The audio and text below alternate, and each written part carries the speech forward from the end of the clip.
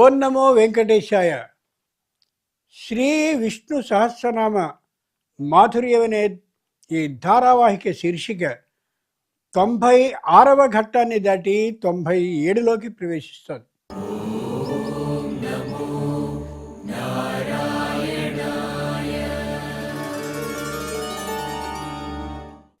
సర్వతశ్చక్షు. సర్వత అంటే అన్ని దిక్కులకి, చక్షు కళ్ళు కలిగినవాడు అని. ఏం వేళాకొళండి నామం. అన్ని దిక్కులకి చూడగలిగిన కళ్ళు ఉంటాయా అంటే శరీరానికి అన్ని కళ్ళేనా? అలా ఉంటాయా? విష్ణు ఎక్కడైనా అలా ఉంటాడా? ఏమిటి దీని అర్థం? సర్వతశ్చక్షు, అది విశేషం. జాగ్రత్తగా పరిశీలించుకు చూస్తే తెలుస్తుంది. మనలో ఒక విధమైనటువంటి మూఢ విశ్వాసం ఉంటుంది. ఆలయంలోకి వెళ్ళాక దేవుడు ఎదురుగా నిలబడి ఆ దేవుణ్ణి చూస్తూ దండం పెట్టినప్పుడు మాత్రమే దేవుడు మనని చూస్తాడని, మనం ఏదైనా చెప్పుకోదలిచినట్లయితే దేవుడు మన మాటని వినేంత దూరంలో ఉన్నప్పుడు మాత్రమే మనం చెప్పేదాన్ని దేవుడు వింటున్నాడని అనుకుంటూ ఉంటాం. చాలామంది సహజం. సర్వతశ్చక్షు అని. భగవంతుడు ఎలాంటి వాడంటే అపాణిపాదో జవనో గ్రహీత పశ్యత్యచక్షుశ్శశ్రుత్యకర్ణ. గమ్మత్తుగా ఉంటాయి వేదంలోని మంత్రాలు, చాలా చిత్రంగా ఉంటాయి. అపాణిపాద, భగవంతుడు చేతులు లేకుండా చేతితో రక్షిస్తాడట. అపాణిపాద, పాదాలు లేకుండా అక్కడికి వెడతాడట. జవన, పాదాలు లేవు కానీ మంచి వేగంగా వెడతాడట. పాదాలు ఉన్న వాళ్ళ కంటి వేగంగా వెడతాడట. గ్రహీత, చేతులు లేవు కానీ గట్టిగా పట్టుకుంటాడట. భక్తుడైనటువంటి వాడిని గట్టిగా పట్టుకుంటాడట. పశ్యతి అచక్షు, కళ్ళుంటే కదా ఎవరైనా చూడగలరు. అచక్షు, కళ్ళు లేకుండా పశ్యతి, చూస్తాడట. శశృణోత్యకర్ణ, చెవులుంటే కదా వినిపిస్తాయి ఎవరి మాటలైనా. అకర్ణ, చెవులు లేకుండా శశృణోతి, వింటట. ఏమిటండి ఇలా ఉంది మంత్రం?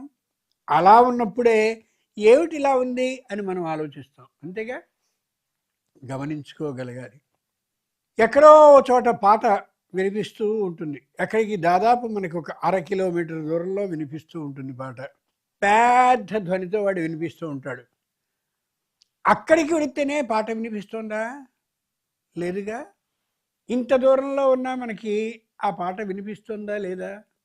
అలాగే ఎక్కడో చోట నృత్య కార్యక్రమము లేదా మంచి నాటకము జరుగుతోంది. మనం చాలా దూరంగా ఉన్నాం. ఆ నటులు దగ్గరగా ఉన్నప్పుడు కనిపించినంత పరిమాణంలో కనిపించకపోవచ్చు, కానీ వాళ్ళు అక్కడ ఏం చేస్తున్నారో, ఏ నృత్యాన్ని చేస్తున్నారో, ఏ నాటకం ఆడుతున్నారో కనిపిస్తుందా లేదా? అలాగే దేవాలయంలోకి మనం ప్రవేశించి దేవుడు ఎదురుగానే నిలబడి ఆయనకి మనం చెప్పే మాట వినిపించేంత దూరంలో ఉన్నప్పుడు మాత్రమే మనం చెప్పేది ఆయన వింటాడు అనుకోకూడదు. ఏ ఆలయం అయితే ఉందో ఆ ఆలయానికి ప్రధానమైనటువంటి ముఖద్వారం ఏదైతే ఉంటుందో, ఆలయం లోపల ద్వారం కాదు, ఆలయ ప్రధానంలో ముందు ఏ ద్వారం అయితే ఉంటుందో ఆ ద్వారం దగ్గర వరకు కూడా ఆ దైవానికి సంబంధించినటువంటి సంపూర్ణమైన శక్తి పంక్తులు వ్యాపించుంటాయి. అర్థమైందా?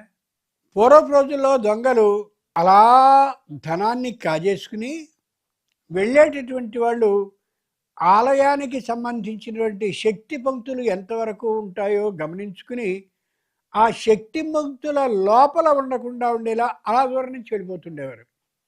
భగవంతుడు గమనిస్తున్నాడు అనేటటువంటి ఆలోచనతో. అర్థమవుతోందా?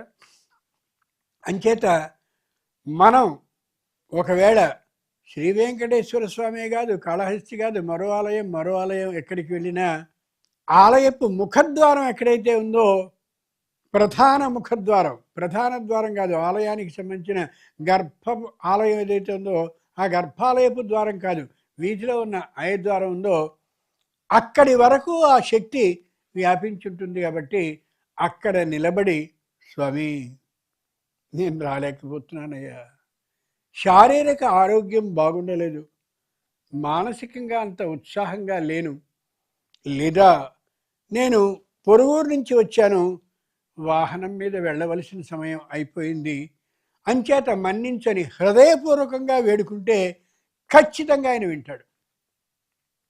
అర్థమవుతుందా?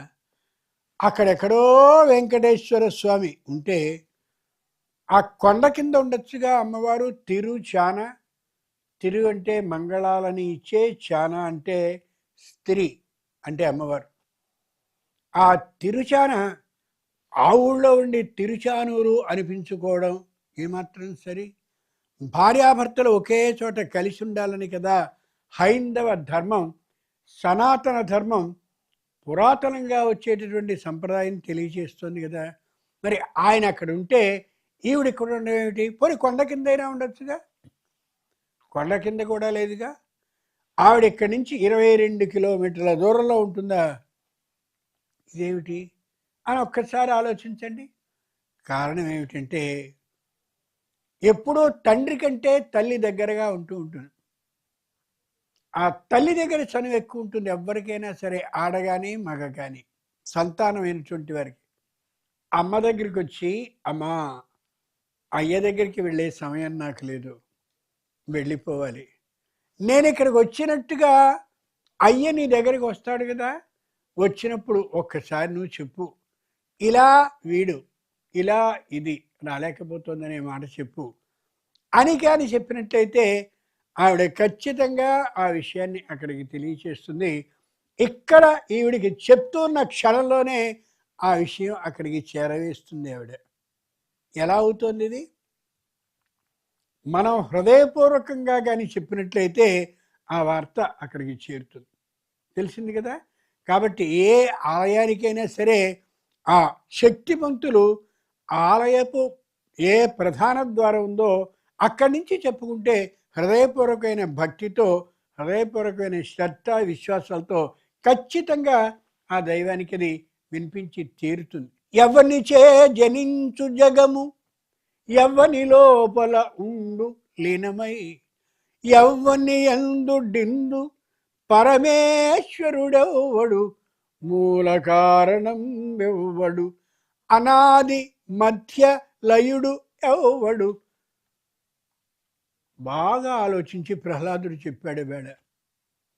ఏమిట్రా, ప్రపంచం ఎవరిలో ఉంటుంది, ఎవరిలో సృష్టింపబడి ఉంది, ఎవరిలో మళ్ళీ లీనమైపోతుంది, అలాంటి వాడు ఎవరు అని ఆలోచిస్తే శ్రీ మహావిష్ణువు మాత్రమే అని చెప్పాడు చిన్న వయసు వాడైనటువంటి ప్రహ్లాదుడు.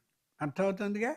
ద్రౌపది బ్రహ్మాండమైనటువంటి ఆ సభలో, నిండు సభలో, మొత్తం అందరూ ఉన్నటువంటి సభలో వస్త్ర అపహరణాన్ని చేయడం కోసమని దుశ్శాసనుడు వచ్చి వస్త్రాలన్నింటినీ అలా ఒలిచేస్తూ ఉంటే, ఆ ఒలిచేటటువంటి సందర్భంలో ఆవిడ స్త్రీలు 4 రోజులు అశుచి, 3 రోజులు కాదు 4 రోజులు అశుచిలో ఉండేటటువంటి కాలంలో నెలకి 4 రోజుల పాటు ఆ మొదటి రోజు స్థితిలో ఉంది ఆవిడ. ఆ సభకి ఏకవస్త్రయగు అట్టినను, అలాంటి స్థితిలో ఉన్నటువంటి ఆమె, మానసికమైనటువంటి ఆందోళనతో ఉన్నటువంటి ఆమె ఈ వస్త్రాపహరణాన్ని దుశ్శాసనుడు చేస్తూ ఉంటే, పరమ ఘోరమైన, నీచమైన, హేయమైన, అవమానకరమైనటువంటి సందర్భం కలిగినటువంటి సందర్భంలో దగ్గరలో గుడి ఎక్కడుంది అని పరిగెత్తల, వెంటనే అక్కడి నుంచే ప్రార్థించింది. మనసా సస్మార కేశవం, ఓ కృష్ణ అని ఎలుగెత్తి ప్రార్థించింది ఆవిడ. ఎలుగెత్తి ప్రార్థించిందంటే అందరూ ఆ సభలో ఉన్నవాళ్ళు చెవులు చిల్లులు పడేలాగా ఈవిడ గొంతుతో అరిచిన ధ్వని వినలేదు.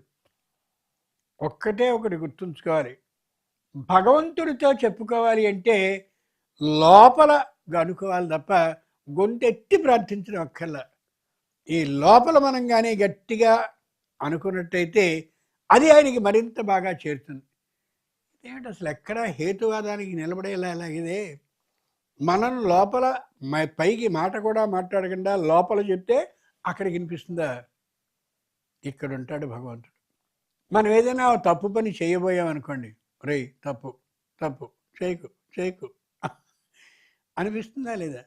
నాకు తెలియక చేశానండి, తప్పు, తెలిసే చేశావు. ఏదైనా ఒక వస్తువు దొంగతనం చేద్దాం అనుకున్నాం అనుకోండి, చేస్తుంటే రే తప్పురా, గబుకు నలుగురిలో పట్టుబడితే అవమానం రాది, మానే. ఎవరు చెప్తున్నారు? లోపల ఉండేవాడు చెప్తున్నాడు. ఆ లోపల ఉన్నవాడికి మనం మౌనంగా వినివేదించుకుంటే ఈ విషయాన్ని ఖచ్చితంగా నీ కష్టాన్ని తీరుస్తాడు. అనన్యాశ్చింతయంతో మాం ఏ జనా పర్యుపాసతే తేషాం నిత్యాభియుక్తానాం యోగక్షేమం వహామ్యహం. మనకి ఈ శ్లోకం బాగా తెలిసినటువంటిది. అంచేత ఆవిడ ఆ స్థితిలో నా భర్తలను రక్షించలేకపోతున్నారు, ఈ సభని అధ్యక్షుడిగా ఉంటూ నడిపిస్తున్నటువంటి ధృతరాష్ట్రుడు ఏమాత్రం నన్ను పట్టించుకోవటం లేదు, కనీసం ఆపు అని కూడా చెప్పడం లేదు. విదురుడు స్వయంగా 2 సార్లు వెళ్ళి చెప్పినా ఖాతరు చేయలేదు ఆ మాటని. ఎవ్వరూ నన్ను రక్షించేవాళ్ళు లేరు, నన్ను నేనే రక్షించుకోవాలి అంటే మానవ మాతృరాల్ని కాబట్టి నాకు సాధ్యపట్టలేదు. కాబట్టి ఓ లోపల దాగి ఉన్న కృష్ణ పరమాత్మ నువ్వే నన్ను రక్షించాలి అని ఎక్కడ? నిండు సభలో అంటే అక్కడ కృష్ణుడికి వినిపించి ఆయన వస్త్రాలు ఇచ్చాడు. కాబట్టి అర్థం చేసుకోవాల్సిన అంశం ఏమిటి? భగవంతుడి దగ్గరికే వెళ్ళి భగవంతుడు ఎదురుగానే నిలబడి భగవంతుడికి వినిపించేంత గట్టి గొంతుతో మనం అన్నప్పుడు మాత్రమే ఆయన వింటాడు అనే మాట ఏమాత్రము సరికాదు. సశృణోత్యకర్ణ, మన దగ్గరగా చెవు ఏమాత్రం లేకపోయినా చెవి ఆయన వింటూ ఉంటాడు అనేదానికి ఇది ప్రధానమైన సాక్ష్యం. సర్వతశ్చక్షు, ఎక్కడ ఎక్కడ ఏది జరుగుతుందో దాన్ని గమనించేటటువంటి అంతటి సర్వ శక్తివంతమైనటువంటి కళ్ళు కలిగిన వాడు ఆ మహానుభావుడు అని అర్థం. ఈ స్ఫూర్తితో 65 నుంచి 74వ శ్లోకం వరకు ఉత్సాహంగా గట్టిగా కంఠధ్వనిని పెంచి చదవండి, ప్రారంభించండి. శ్రీధ శ్రీశ శ్రీనివాస శ్రీనిధి శ్రీ విభావనః శ్రీధర శ్రీకర శ్రేయ శ్రీమాన్ లోకత్రయాశ్రయః స్వక్షస్వంగ సదానందో నందిర్జ్యోతిర్గణేశ్వరః విజితాత్మా విధేయాత్మా సత్కీర్తిశ్చిన్న సంశయః ఉదీర్ణః సర్వతశ్చక్షురనీశः శాశ్వతः స్థిరः భూషయో భూషణో భూతిర్విశోకः శోకనాశనः అర్చిష్మానర్చితः కుంభో విశుద్ధాత్మా విశోధనः అనిరుద్ధో అప్రతిరథः ప్రద్యుమ్నో అమిత విక్రమः కాలనేమినిః వీరः శౌర్యः శూరజనేశ్వరः త్రిలోకాత్మా త్రిలోకేశः కేశవः కేశిః హరిః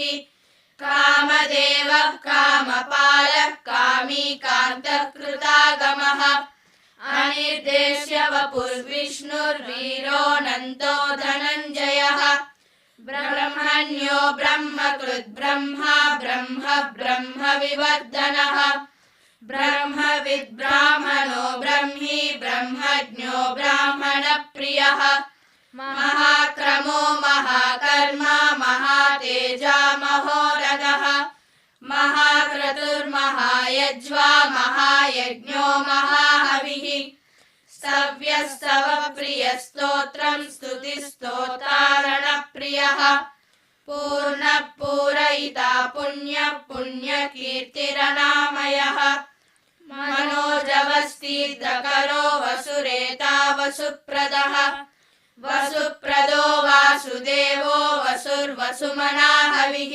ఆలోచించండి. సర్వతశ్చక్షు, ఎక్కడ ఏం జరుగుతుందో చూడగలిగిన శక్తివంతమైనటువంటి కళ్ళున్నవాడు భగవంతుడు అనుకున్నాం కదా. ఓ పెద్ద ఏనుగు, ఆ ఏనుగు మంచి మదజలాన్ని ప్రతి నిత్యము విడుస్తూ ఉంటుంది.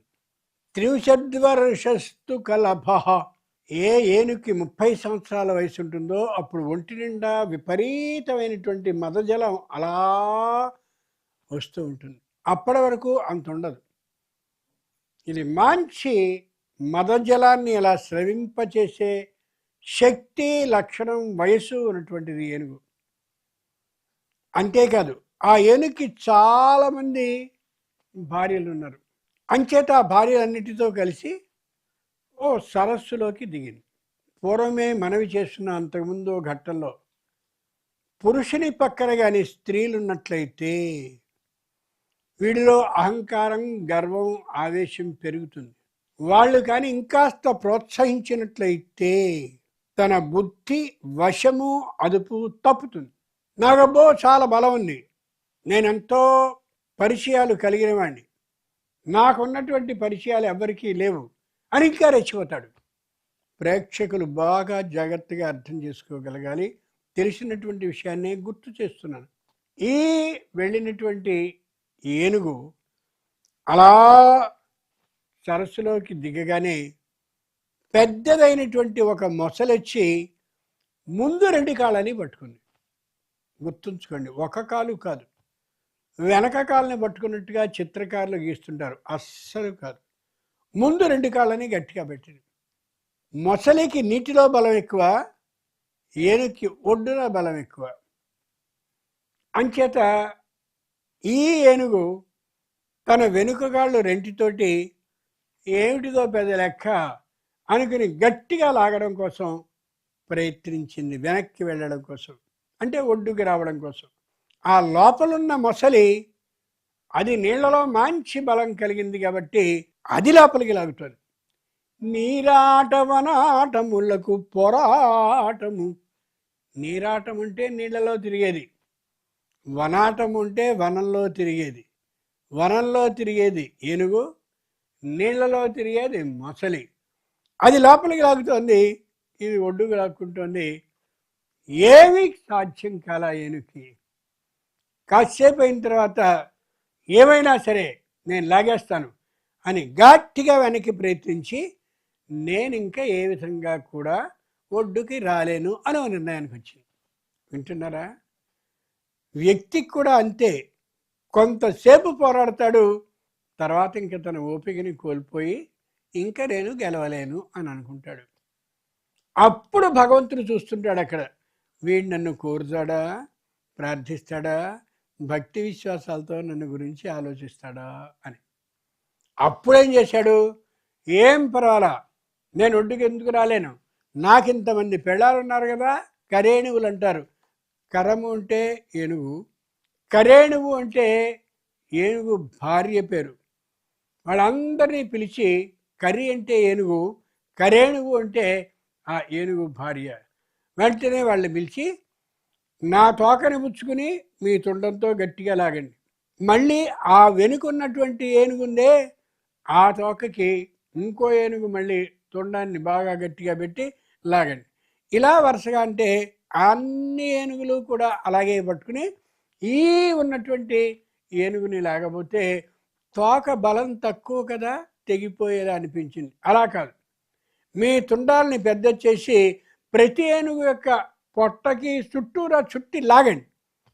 అలా కూడా చేసాయి. అయినా ఆ మొసలి గట్టిగా లాగుతూ ఉండేసరికి ఇంకా మిగిలిన ఏనుగులు కూడా ముందుకెళ్ళాయి తప్ప ఈ ఏనుగు ఇంకా లోపలికి వెళ్ళింది తప్ప రాలేదు.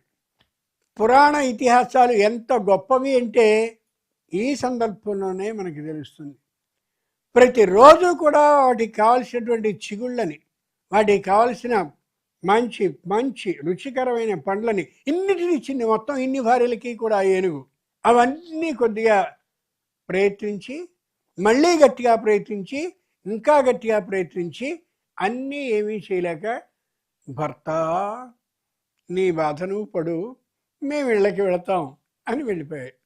అర్థమవుతుందా?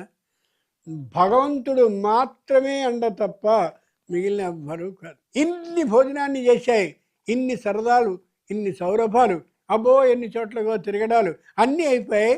నీ వ్యవహారం నువ్వు చూసుకో, ఇంక మేము పెడతామని అవన్నీ వెళ్ళిపోయాయి. అప్పుడు జ్ఞానోదయం అయింది ఏనుక్కి. అబ్బో ఎన్నెన్ని సౌకర్యాలు సమకూర్చారు వీటికి, ఏం కాలేదని.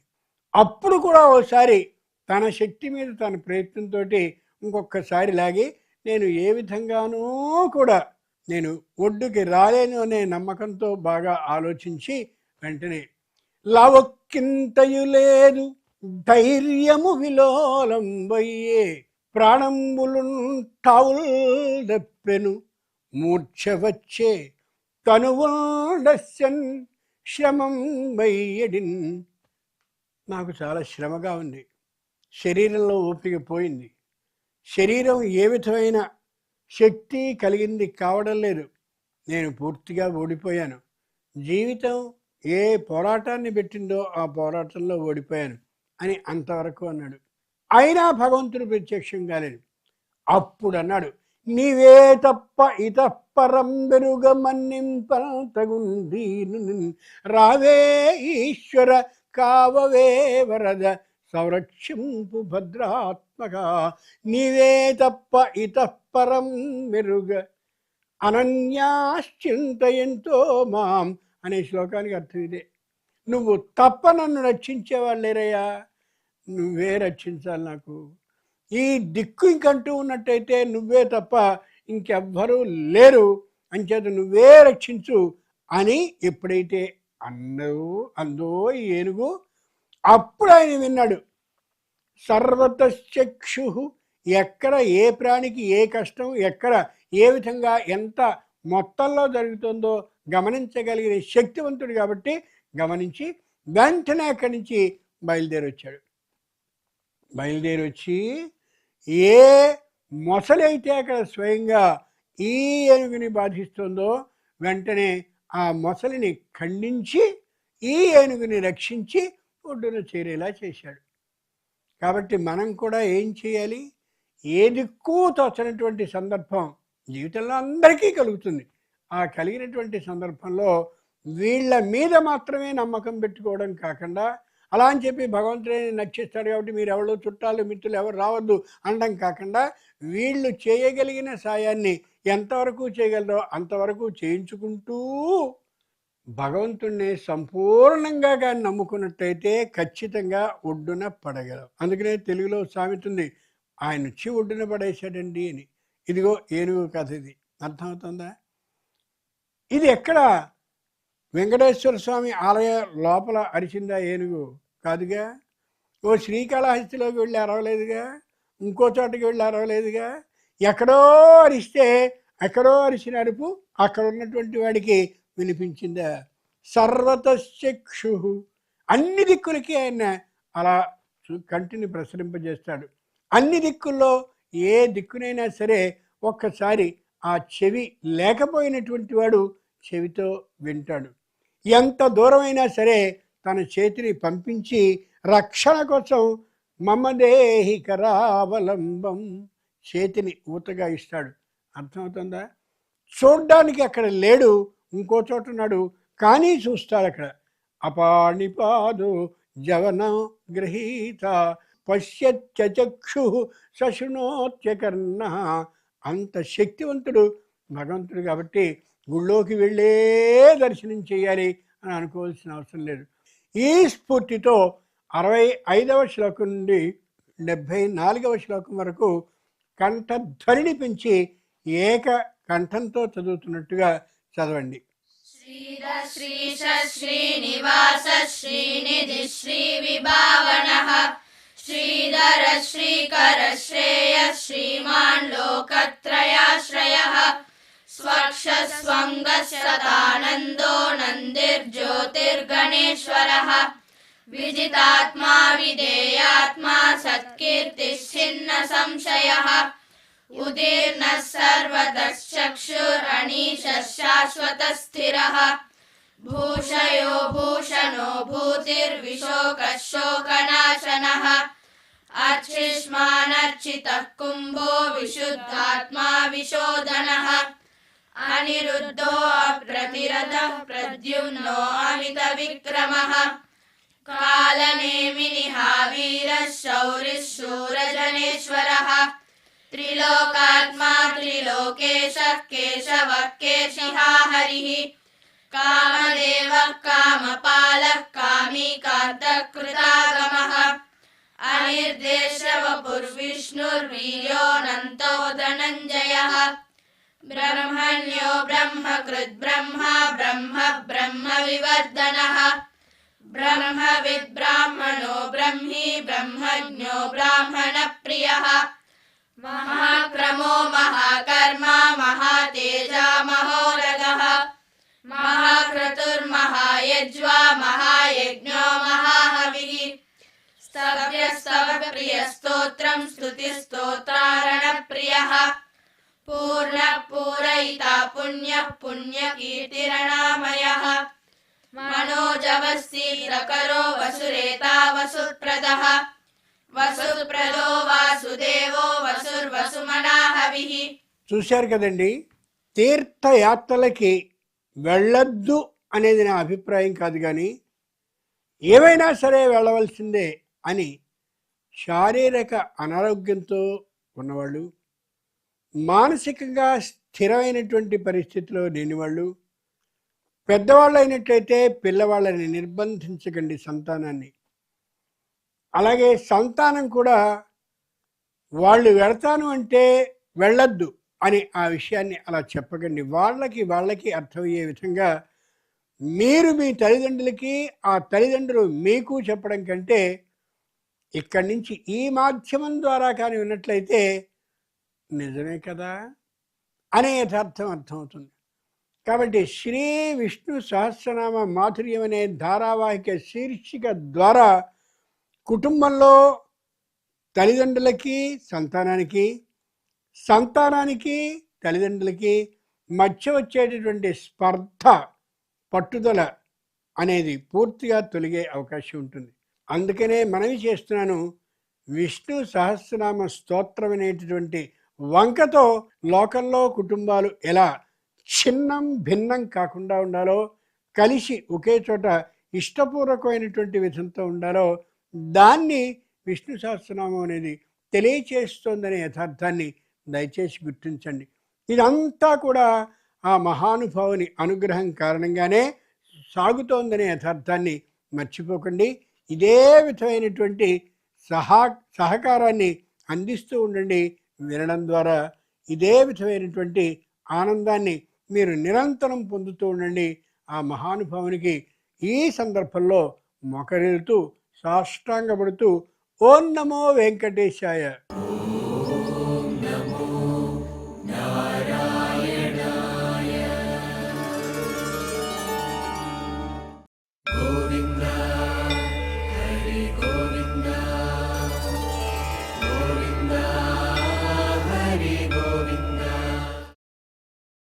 ఓం నమో నారాయణాయ.